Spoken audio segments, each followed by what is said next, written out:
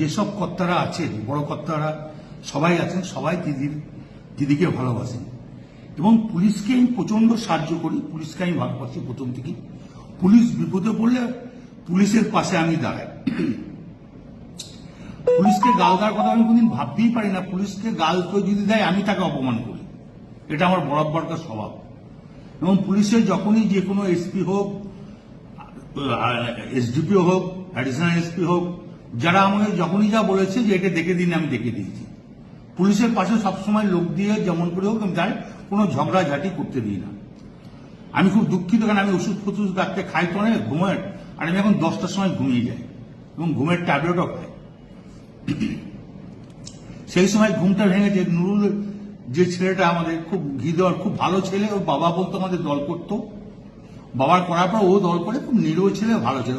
ওকে যখনই শুনেছি মেরে পা হাত ভেঙে দিয়েছে, আমার মনটা খুব খারাপ। তা আমি আইসিকে আমিও বলেছি, চাঁদুও ফোন করে বলেছে যে আপনি তাড়াতাড়ি জান যে অন্তত ছেলেটাকে কাছে হসপিটালাইজ করুন। তো উনি আমার কাছে অন্য ধরনের কথা বলেছে, সেটা আমি আর বলতে রাজি নই। তখন আমি নিজের রাগ সামালতে পারিনি, এটা স্বাভাবিক আমি বলেছি। এর জন্য আমি দুঃখিত, আমি ক্ষমা প্রার্থী। এটা যদি স্বাভাবিক আমার মুখ থেকে এই কথাটা বেরোনো উচিত নয়, তার জন্য আমি দুঃখিত এবং ক্ষমা।